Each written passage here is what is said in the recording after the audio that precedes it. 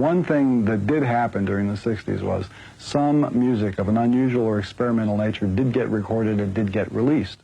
Now look at who the executives were in those companies at those times. Not hip young guys. These were cigar-chomping old guys who looked at the product that came and said, I don't know. Who knows what it is? Record it, stick it out. If it sells, all right. We were better off with those guys than we are now with the supposedly hip young executives who are making the decisions of what people should see and hear in the marketplace. Success in the music business begins with a dream, a vision. This podcast will give you, the listener, the insight and tools to turn that vision into a reality.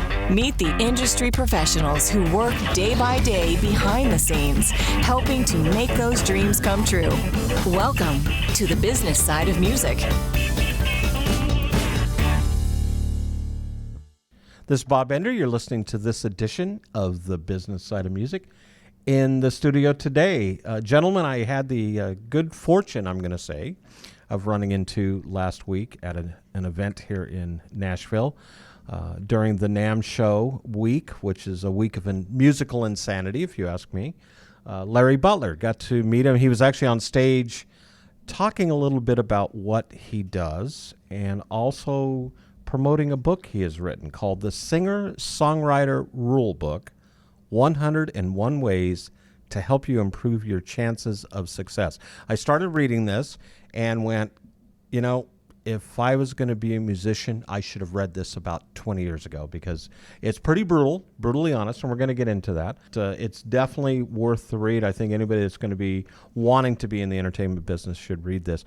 Larry, you started out as a musician playing in bars. Bar bands in Ohio, in high school and college. Worked my way through college playing in bars at night. And a vocalist, songwriter, and then you became a publisher and a recording artist. I've been a concert and club promoter. I've been an agent. God bless you. I've been a roadie. And you were a tour manager for a while. Tour manager for 5 years. So we're kindred spirits there. And definitely.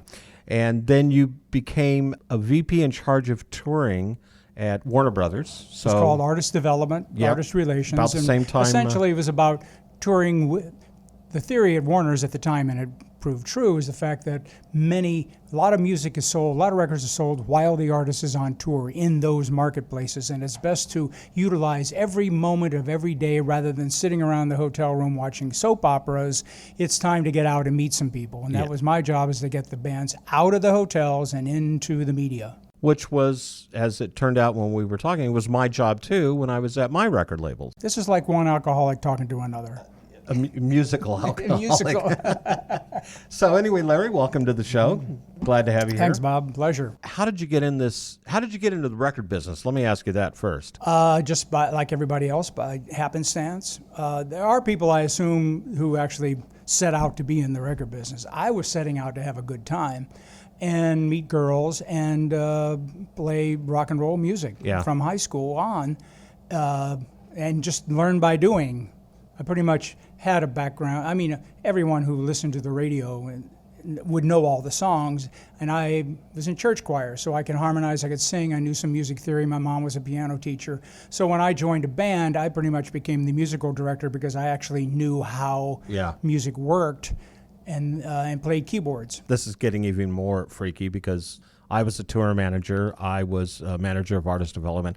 I also performed in a church choir in my church. I was the musical director. It's what you did in that era. Yeah, it is. It is going back. And it was a great education. There was actually music in schools. I learned a lot about how chord progressions work from the fact that in my elementary school and high school, there were music teachers. It was a course you took.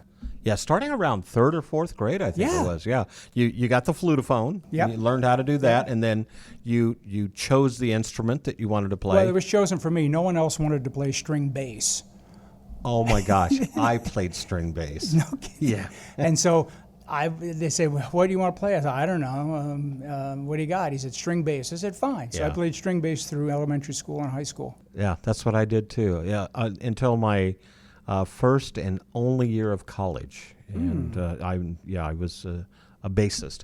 But I also had my rock and roll band and played bass in that. I didn't play bass in the band because, as Paul McCartney says, no one in the Beatles wanted to play bass because their vision of a bass player is the old fat guy in the back by the drums, and none of them wanted that job. And Paul said, I'll be the bass player, but I'm not standing in the back, and I'm going to play the bass like a guitar. But I'm going to play it left-handed. And left-handed. And everybody else went, sure, as long as you play bass, we're cool. We don't care. I don't care. So the book comes along, the Singer-Songwriter Rulebook. And one of the things we talked about is now, because the business is constantly changing and it's evolving and developing. And one of the things we didn't touch base on is you're a live performance coach now. So you're out there helping developing artists, or I would think even some established artists that maybe need a little bit of a tune-up. And are open to it. Yeah. They all need it. Yeah. Everyone needs it. Everyone needs a tune-up, whether they have been doing it for years or doing it for months. And in fact, one of the things I liked at the event we attended last week when you got on stage was just this little simple thing you did about how to hold a microphone, and people are seeing your eyes and your mouth, and it's just those simple things that a lot of people don't understand. I bring it up, that particular situation, constantly because I'm on a crusade to get every performer in Nashville and everywhere else to stop eating the microphone. There is no reason to be eating the microphone. This is not 2018. Feedback is a thing of the past. You're playing in really nice places with really nice, get your own microphone that doesn't feedback. Don't stand in front of the speakers, and get your mouth out of the microphone. Oh, I sound so much better. You can sound just as better. In fact, you won't suffer from the bilabial plosives of the P's and the B's if you get your mouth away from the microphone. My wife and I have had this exact same conversation, in that, you'll watch a television show and it's just the way somebody is holding the microphone. Totally. It is the most annoying thing. And it takes away from the enjoyment of the performance. It's a distraction, and you don't know, well, maybe you do know, maybe you don't know. A lot of people don't know, but there's something they didn't like about the performance and they couldn't tell you what it was. Can't put their finger on it. And that's my job, is to stop you from doing those things that irritate an audience, but they don't know it. And really, ultimately, that's what it comes down to. There's hundreds, if not thousands, of artists out there on stage. The attention span of the concert goer is about a minute and a half. Yep. So you have to win them over almost immediately and then keep them, because otherwise they're just going to jump on and move to the next artist. I didn't make this up. I heard it or read it or somebody said it, but I believe it's true. It's a made-up figure, but half the audience decides if they like you or not in the first 10 seconds you walk on stage, before you even get to the microphone, because they know what they know visually. They have no idea what they're hearing. You could be singing 3 different songs and playing 2 different keys, and nobody's going to know. 90% of the audience knows nothing about music, but they know what they see. Yeah. And if you can walk on stage and you are in command, and you have a physical presence, and you're smiling, and you're happy to be there, and it exudes from you, you've won that half over. They like you already. And I think a lot of artists who maybe aren't necessarily as talented as others, but they have that certain, and we've said this many times on the podcast, that it factor, that just, Garth Brooks, once he met someone, never forgot their name. Johnny Cash could walk into a room and everybody knew he was the man in black, and Johnny, didn't necessarily sing that good, but, people loved him. I say in the book, it's not about talent. It's about persistence, drive, and just... You want to need it. You need to want it. You want to do it more than anything else in life, because if you don't, your competition does. So if you aren't that dedicated to this career, then maybe selling shoes is something you should be doing. Right. Where you can clock out at 5 o'clock and forget about it and go ahead with your whatever interests you have in your life. But if you're doing this, the burden of being a solo singer-songwriter, which is generally what I work with for a bunch of reasons. One is, if you're a solo singer-songwriter, you've got all the revenue streams tied up. You perform, so you get all the live money. You write the songs, you get all the publishing. You get all the merch. You don't need a band. You have no overhead. It's the way to go, at least to get your foot in the door in the music industry, is to be a solo singer-songwriter. The downside of that is, when you're alone on stage singing a song and performing and entertaining, there's like 6 or 7 totally separate skills going on simultaneously. Yeah. This isn't like swimming, where there's maybe 3 things you got to worry about breathing, Yeah, hold your breath. Hold your breath. Yeah. But this is like, you got to remember all the words, you got to remember all the chords, you got to smile at the right place, you got to move this way, you got to know the song. And you got to interact with the audience. Interact with the audience, which is why you need to rehearse your songs and your patter till it's unconscious. You can do it in your sleep. You have to be able to wake up and do it in your sleep, so that now the only conscious thing you're doing is watching the audience and talking to them and getting feedback from them and giving it back to them and working with the audience. Performing is all about not pleasing yourself. It's about pleasing the audience. And if you believe it's all about pleasing yourself, you're going nowhere. Yeah, go sell shoes. Go sell shoes. We're going to take a little break. When we come back, I want to start digging into some of the chapters on this book, the Singer-Songwriter Rulebook, 101 Ways to Help Improve Your Chances of Success, written by our guest, Larry Butler. You know what? Before we take a break, though, let's do this, though.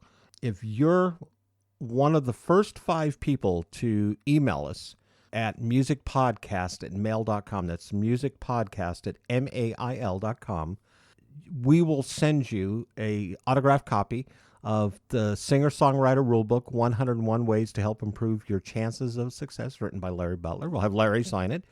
So be one of the first 5 to email us at musicpodcast@mail.com. Hi, this is Brianna Renee, and you're listening to The Business Side of Music. You're listening to the business side of music.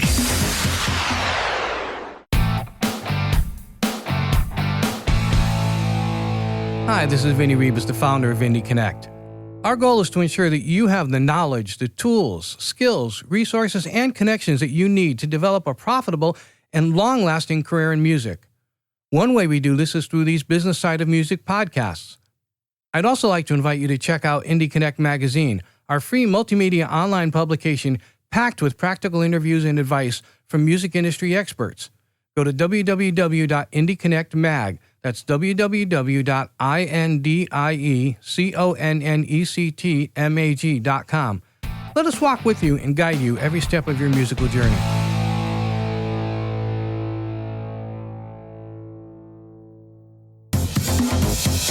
You're listening to the business side of music. We're back in the studio. We're back. We're back with Larry Butler, Hello, everybody. the author of the Singer-Songwriter Rulebook, 101 Ways to Help Improve Your Chances of Success. I started reading this. I've made it through the first, I guess we'll call them chapters, 25 chapters of 101. This book is specifically written for people who don't like to read. Well, and I will say it's easy reading. Thank you. Okay. With that also being said, it's pretty blunt.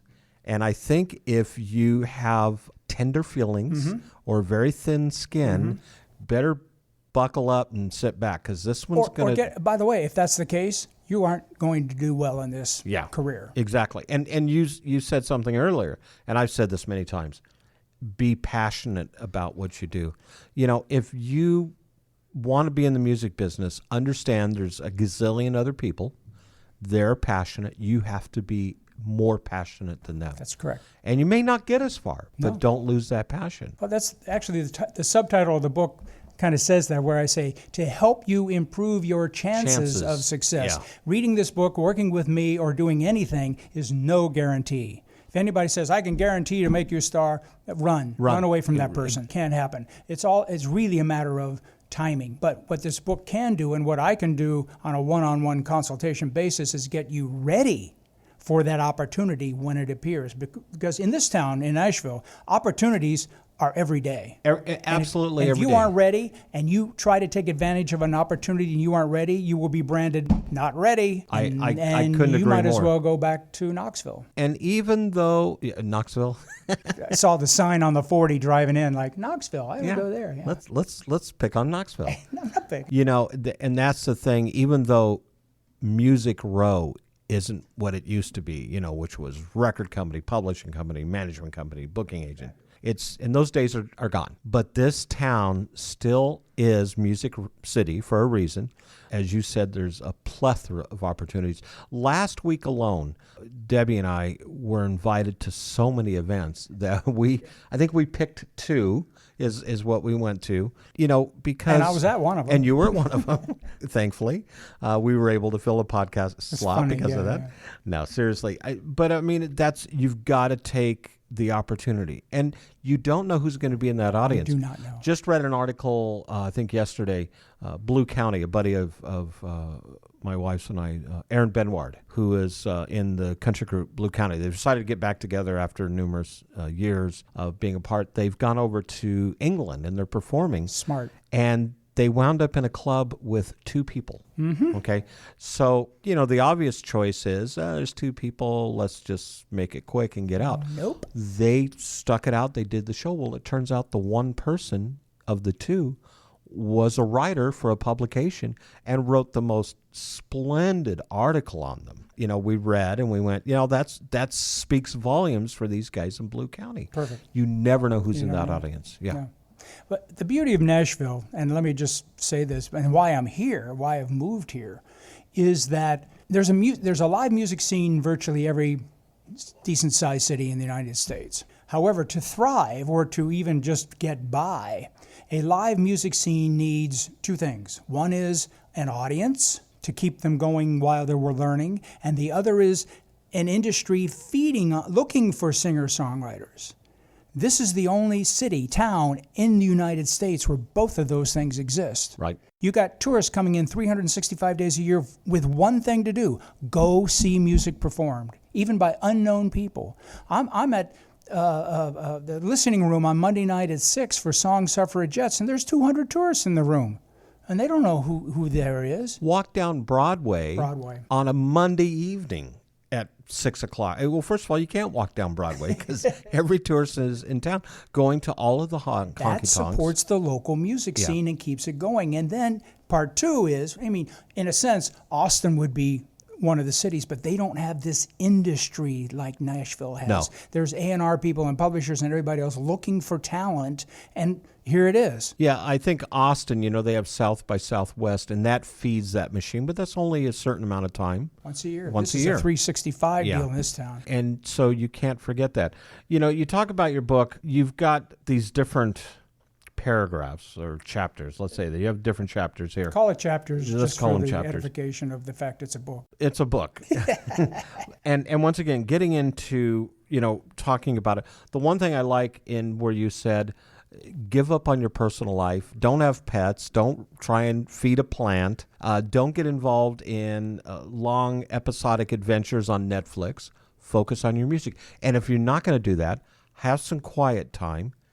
Zero down, so you have an opportunity to think and be creative. Who thinks that way? Maybe somebody, if they're told, will suddenly wake up and realize, oh yeah, you're right. That's what I should be doing that instead. Well, I think who comes at it naturally? Yeah, I don't think too many people do. No. And that's my experience. Is me having worked at Warner's with a lot of artists on the road and managed since then 4 or 5 singer-songwriters in Los Angeles and watching them operate their lives. I'm thinking, you need to be doing this, because I've been out on the road and spending a lot of time with the people who are very successful at this, and they don't do what you're doing. They focus on their music, and you need to do that too if you want to be there. We did talk briefly about the same role that you and I both carried for a while at the labels, which was manager of artist development, in that we both worked with some artists that are very well known. They're very successful, but a lot of people don't realize that it wasn't natural for them to go out and do the meet and greet, or as we called it, the grip and grin. Sometimes it's something you have to learn, and you're thrust into that spotlight. So if you're fortunate enough, if you're the one of 1,000 or so acts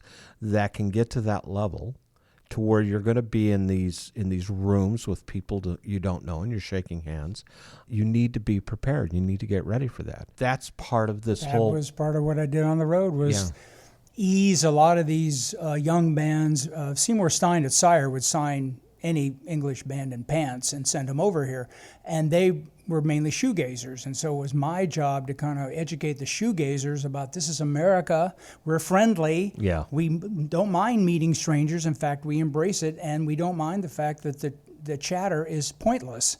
It's what we do here. Do you find that the artists on the stage today that you watch, you see them on television, are they doing it right? No. Well, mainly as where we were talking before, is the fact that it's about, I'm trying to get people to stop eating the microphone. Yeah. And that's the number one thing I look for, is if you're eating the microphone, then you are not, no one's working with you.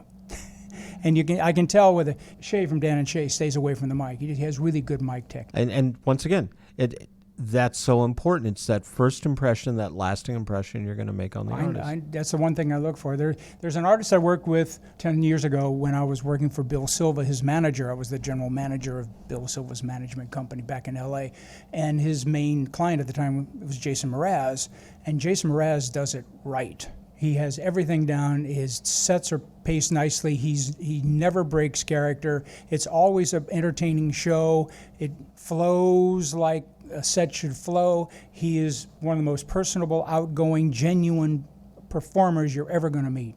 And that's something else that I think a lot of artists don't realize is when you get on stage, your job is not to just perform the songs, it's to entertain. And there is a certain amount of rhythm and balance and formula that goes with that. Bingo. And I think that that's conversations I've had with artists that I've worked with over the years, is to figure what that is. Your high moments, your high points, I should say, your low points. You talk about in songwriting, everybody writes a mid-tempo song. Well, your show should not be mid-tempo the entire performance. Live music is not the same as recorded music. I mean, obviously it is in a sense, but recorded music is being just listened to. Right. It's just audio. And so you can get by with a mid-tempo song because people are listening to the melody and they're listening to the lyrics. Live, they aren't necessarily listening to the melody and lyrics. They're doing most of their mental work watching you and feeling what's coming back. Now there's a feel thing that isn't in the recorded experience, and that feel thing needs to be tempo. You need to get them bouncing in their seats. You got to come on with something happy. Not necessarily like Up With America happy, but it's like just something that's pleasant and something they can feel better about themselves and about being there, initially anyway. And the more up-tempo songs you do, the better the audience is going to like it, because there's that feel thing, that body feel that you just don't get with mid-tempo songs. You have plenty of opportunity to play the hits at any given point in the show. Any time in the show. Start your show with it, end your show, do an encore, do several encores, but your job is to entertain. Bingo. When we come back, I want to talk a little bit about songwriting. There's a lot of aspects here that we can discuss. Keep picking your brain here. Maybe I'll learn something. But in the studio, Larry Butler, the author of the Singer-Songwriter Rulebook, 101 Ways to Help Improve Your Chances of Success, who's also a live performance coach. You're listening to this edition of the Business Side of Music. Hi, we're Rockland Road. And you're listening to The Business Side of Music with Bob Bender. You're listening to the Business Side of Music. Next up, the Indie Artist Spotlight, brought to you by Reverb Nation. Like a piece of paper, I tear easily. I'm too sensitive to face reality. I've been broken into bits of glass, and I feel you trying to put me back. I've been living too long in the past tense, a shadow of myself hanging on regrets. One touch from you eases my mind. Hope you can bring me back to life. I'm half asleep, falling through clouds, crashing into you on my way down.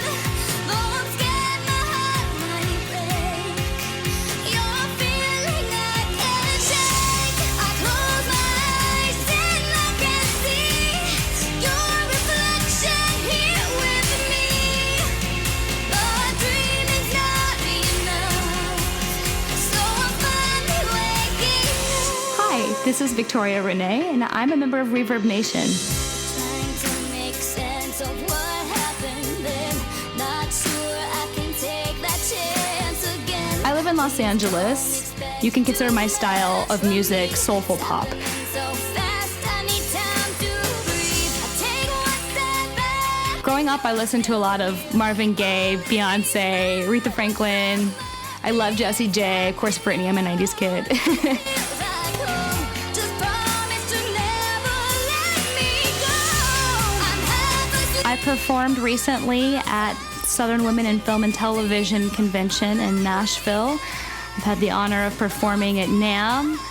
I've opened up for Ariana Grande. You're a feeling I can't shake. I close my eyes and I can see. And my newest single is called A Better Tomorrow. It's on iTunes, Spotify, all the streaming platforms. Proceeds go to St. Jude Children's Hospital.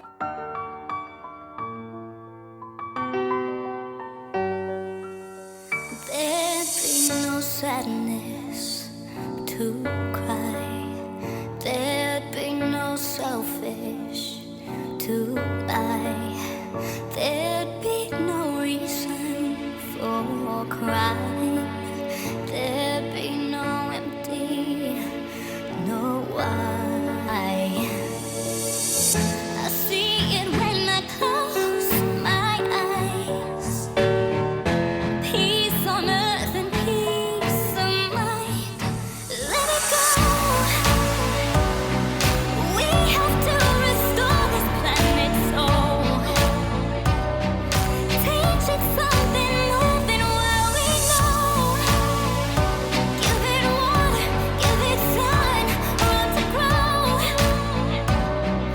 We can build a better tomorrow. There'd be no nightmares, only dreams. There'd be no evil people with angel wings. There'd be no war zones, just sympathies. There'd be more love than diamond rings. I see it when I close my eyes. Peace on earth and peace of mind. Let it go. We have to restore this planet's soul. Teach it something more than what we know. Give it water, give it sun, room to grow. I can see a better tomorrow. I can see a better tomorrow.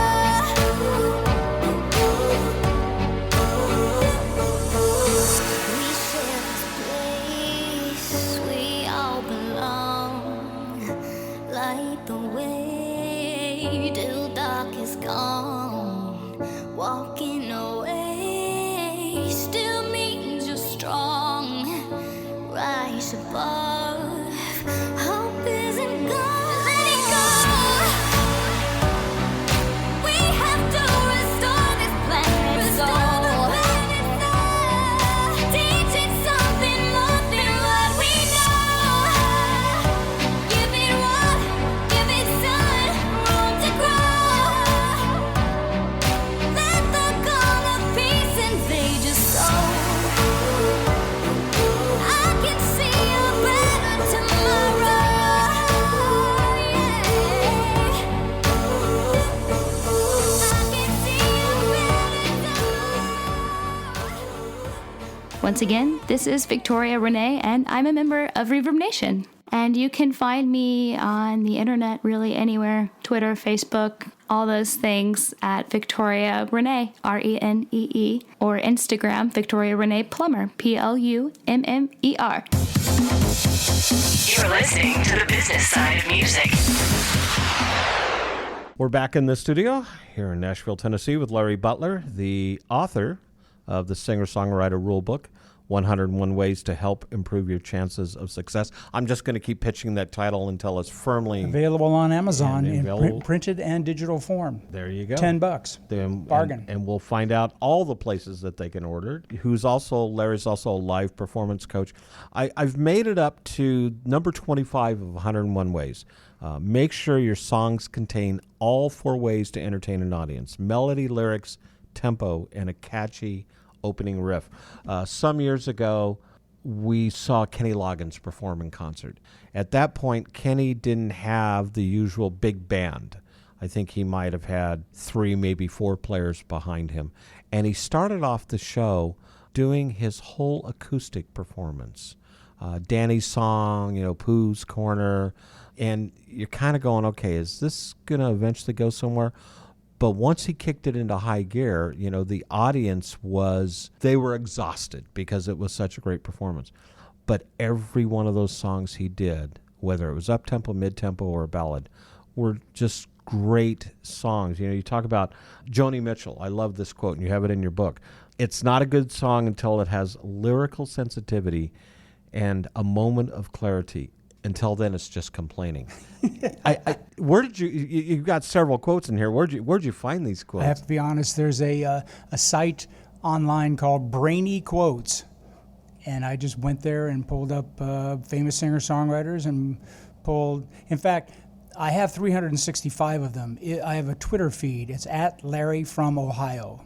All pushed together. At Larry from Ohio. On Twitter, at Larry from Ohio. If you go there every day, you'll get a quote from a singer-songwriter about, and famous like Joni, about their perception of things that go on in the music business and in performing and in songwriting. So when we talk about songwriters, and you touch on this in the book, you don't have to be a great songwriter to start with.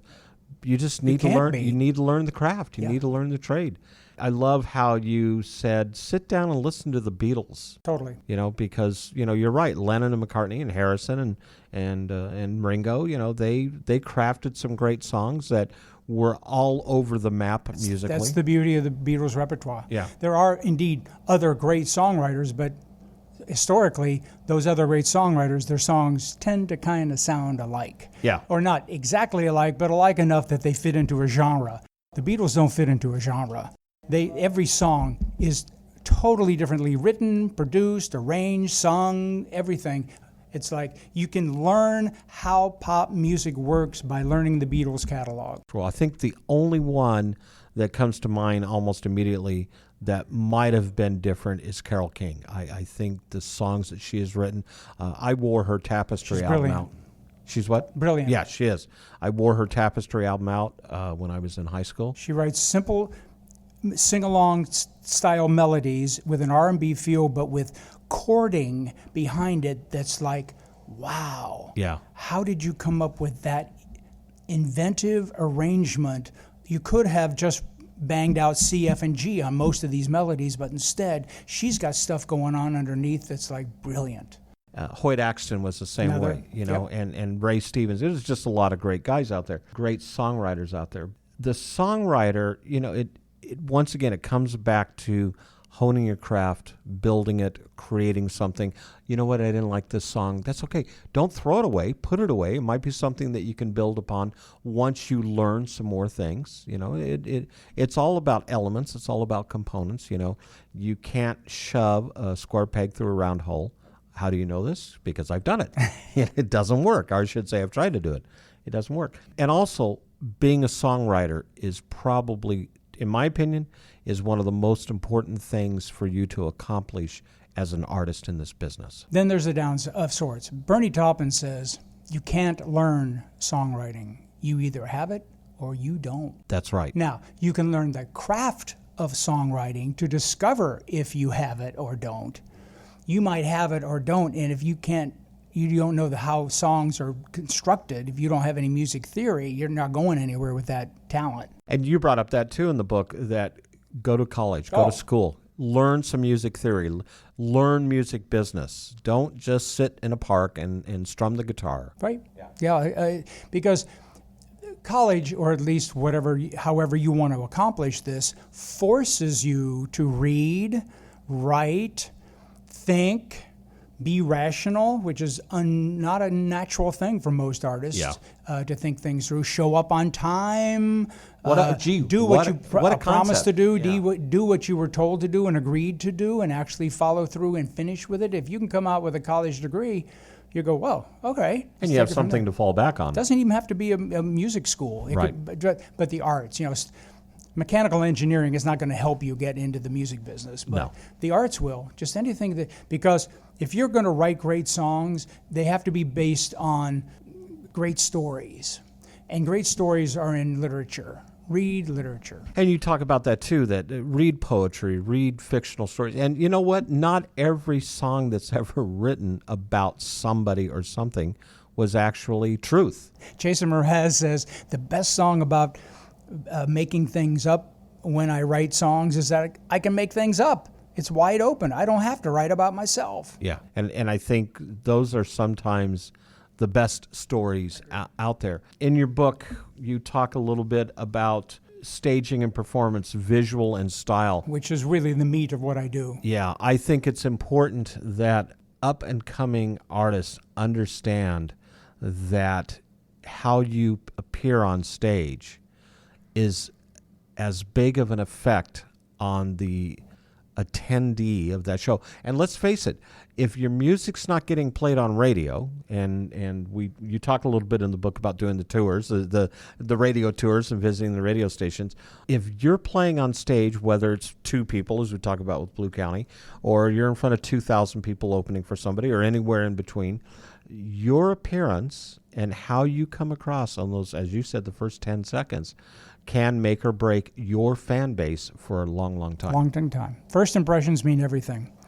And I'm a big fan of, as I mentioned in the book, it's really great, actually, if you begin your career in a marketplace other than New York, L.A., Austin, Nashville, Boulder, Seattle, Boston, Austin, Atlanta.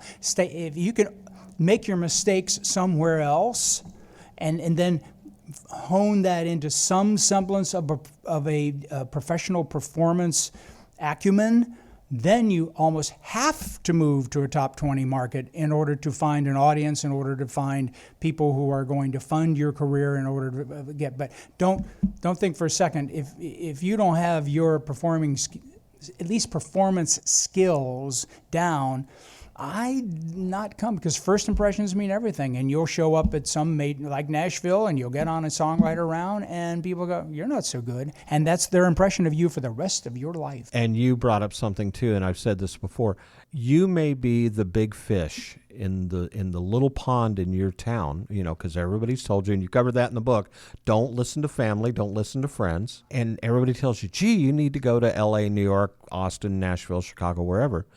And you show up, and there's a line around the block of people as good, if not better. Whether you're a singer, songwriter, guitarist, keyboard player, bus driver, there's a lot of shoes that, or I should say, there's a lot of feet out here that can fill these shoes, whether or not you're here. So it gets back to the very beginning. Be passionate about what you do. Be more passionate about anybody else. Mm-hmm. So maybe you have that chance of success. I mainly work with those who have actually learned the basic craft of singing, performing on an instrument at the same time, preferably their own material, and with some acumen, some skill of performance. It's very difficult for me to teach you anything about entertaining until you have mastered the craft of performance. I want to talk about that when we come back a little bit, especially from a radio tour perspective, which is something both you and I have done. Oh, boy, yeah. We have in the studio today Larry Butler, the author of Singer-Songwriter Rulebook, 101 Ways to Help Improve Your Chances of Success. He should know he's a live performance coach based here in Nashville, Tennessee. But before we do take a break, let's give away another 5 copies of Larry's book. Just first 5 people to drop us an email at musicpodcast@mail.com. That's musicpodcast@mail.com. Don't forget to include your name, obviously, and your mailing address. And we'll let you know if you want, and Larry will autograph a copy and send it out to you. This is Jackie Jack White, and you're listening to the business side of music. You're listening to the business side of music.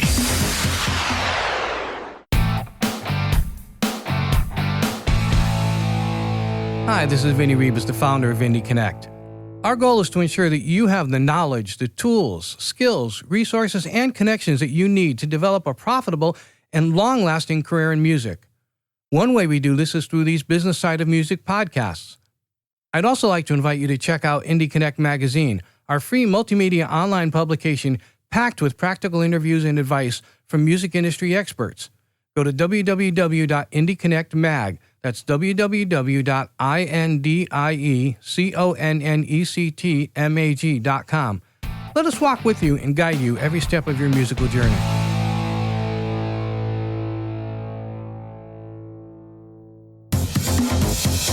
You're listening to the Business Side of Music.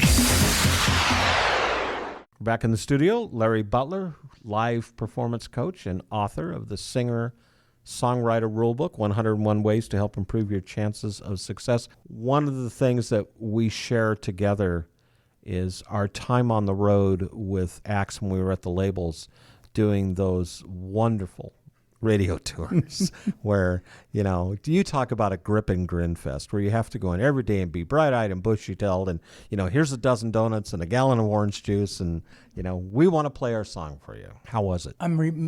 Initially, I'm reminded, Mo Austin, who ran Warner's, was a big fan of comedy.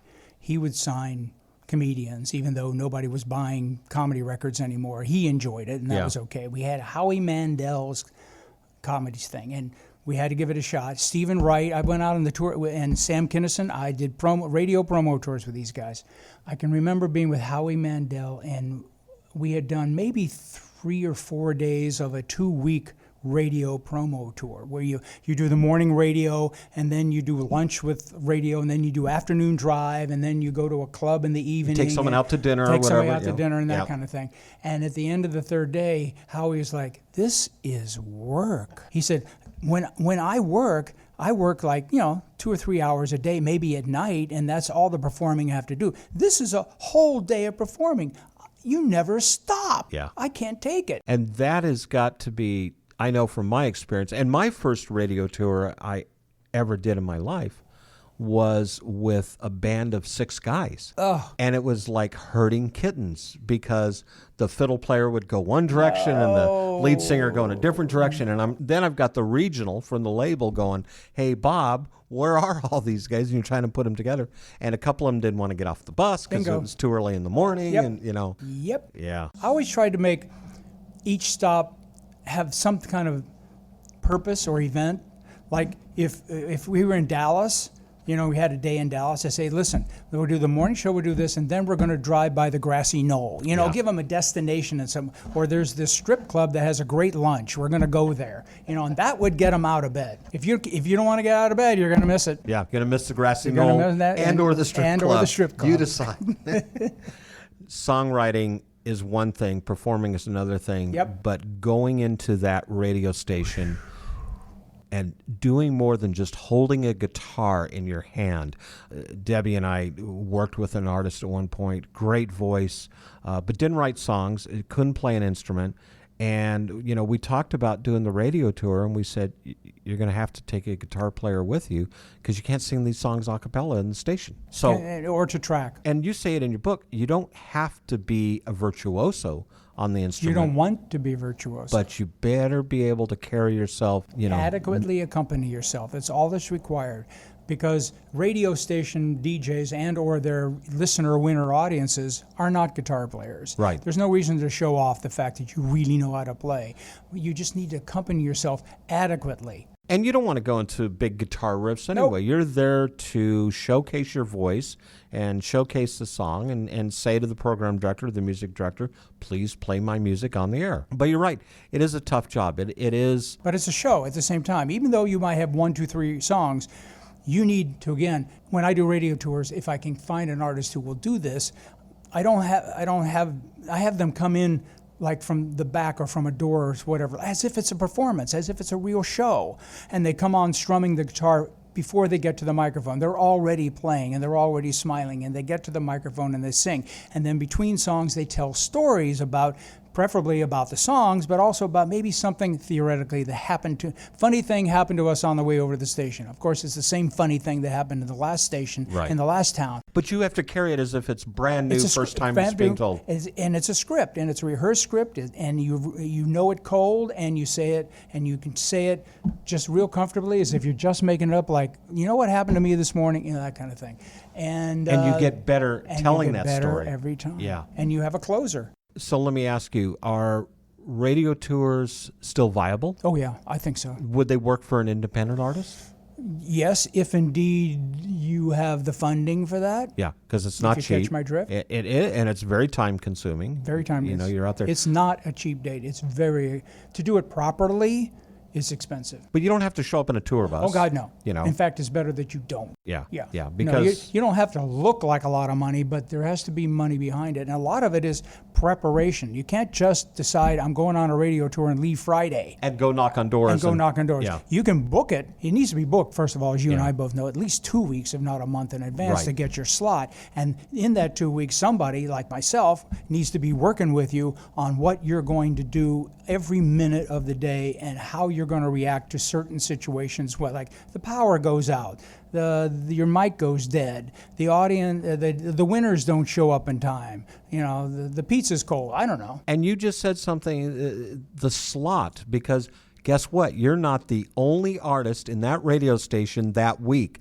let alone maybe that day. That day. Yeah. And the thing you got to remember is, if you want to make an impression on these guys who've just seen somebody do it well, you need to do it better. We were out on the road with this one band when I was doing the radio tour.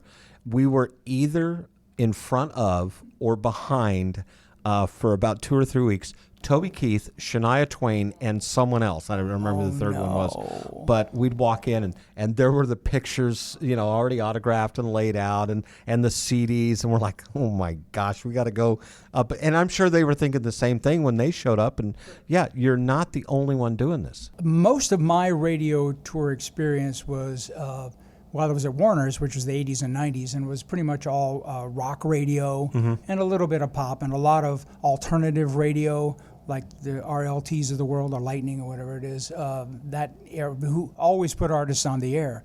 Now everybody's putting artists on the air because that's how they keep the listeners interested. Like, we got whoever is coming on later on to sing their song. Did you have a favorite artist that you just enjoyed working with?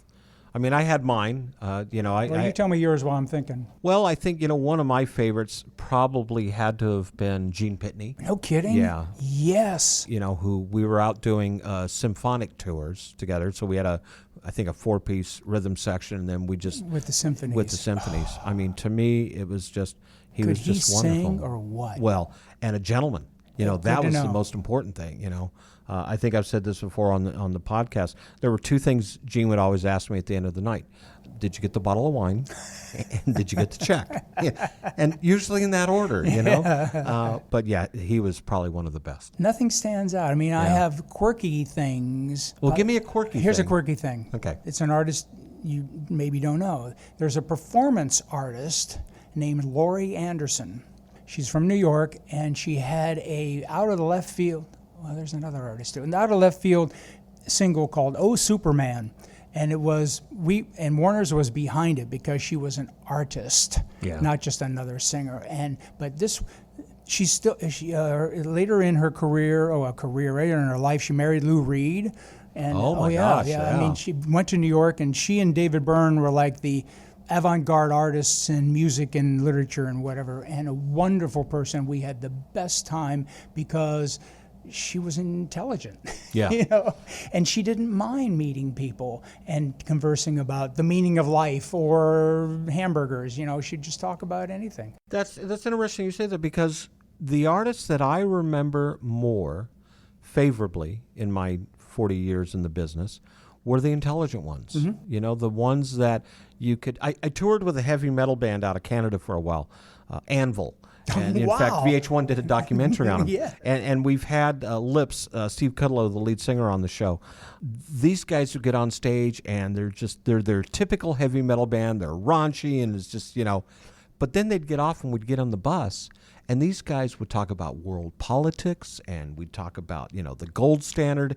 And to me, it was a delight every night as we're driving to the next city to have conversations with these guys. That's amazing. I truly enjoyed it. That's great. And then you get the ones who just, they want to go to a bar and get drunk and have a great time, and then you got to drag their butts onto the bus and get them to the next city and hope they wake up in time to do whatever it is you got to do. The most not revealing but surprising, I shall say, of the young bands that I worked with that came over from England and were shoegazers was U2. On their very first tour, not shoegazers, they came over. As I said, you got to be ready. They were ready. Yeah. They had the package down, and Bono had his rap down to the point you had to say, all right, that's enough. And when you look at some of that early day footage of U2, they were a lot different looking back then than they are now. I mean, you talk about somebody that has honed their craft and has honed their look is those guys. That's a good benchmark. There's a photo of me with them on my Facebook page in 1981 or something at some small AM station in Northern California because no one else would play their music. They were a college radio band. Yeah. And they were kids. Yeah. And that's something else, we can talk about is you don't have to go to all of the top 40 Billboard, especially if you're an indie artist. First of all, they're not going to touch you. Thank you. They're not going to play your music. That's it. Go find those college stations. Go find, the mom and pop. They're still out there. Mm-hmm. You just got to do a little more work. But you got to call, let them know you're coming. They don't like surprises any more than you like surprises. It's difficult, if not impossible, to get into any radio station without the help and forbearance of a indie promo person. Right. You still need a radio promoter. Yeah. Yeah. And there's good ones out there, especially here in Nashville. I just had lunch today with a lady named Leslie Roof. She does Americana, AAA promotion. She's fabulous. And this is what she does. Because she works indie artists and gets them on the Lightnings of the world and the college radio of the world and gets their records played so that there is exposure to a niche audience who respects and admires your music as opposed to, I'm going to be on the big top 40, so what? That audience is just there for amusement while they're running through rush hour. Let me ask you this question. Do you think terrestrial radio is still viable? In country music, for sure. Yeah. And that niche marketing thing, the AAAs and the college radio and whatever provide not only the music but also the curation that I don't believe you're going to find in any algorithmic playlist thingy. Right, I understand what you're saying. And there's always that, because it's a local station, there's that local touch. There's something going on locally that puts a community together that I don't believe any streaming service out of Holland can do. It's one of the few complaints I have about, say, Sirius XM, which that's pretty much all we listen to when we're driving around. It is the same playlist. Change channels, it's still, for whatever that format, it's the same playlist. I love Americana radio because some of those playlists are 60, 70, how many songs can you play? Yeah, deep. And you find artists that you wouldn't otherwise discover, but these Americana or the Roots radios, they're taking the chance. They're taking the risk by playing something. Yeah, I love that. And I love that's the way you and I are brought up. Yeah, that's how we were brought up. That's radio. Back, when AM radio was kind of the leading. It was, wasn't it? So, Larry, how can people find you? Simple way is to go to my website, which is www, of course, Did It Music, 3 words, DIDITMUSIC, all put together, diditmusic.com. They can find your book there? Yep. They can find your book on Amazon? Amazon, under my name or with the title. It's mainly Amazon. I'm really not anywhere else. Gotcha. There's no place else to be. Come on. So Larry Butler, live performance coach, author of the Singer-Songwriter Rulebook, 101 Ways to Help Improve Your Chances of Success. Larry, thanks for being on the show. Bob, my pleasure. Thank you.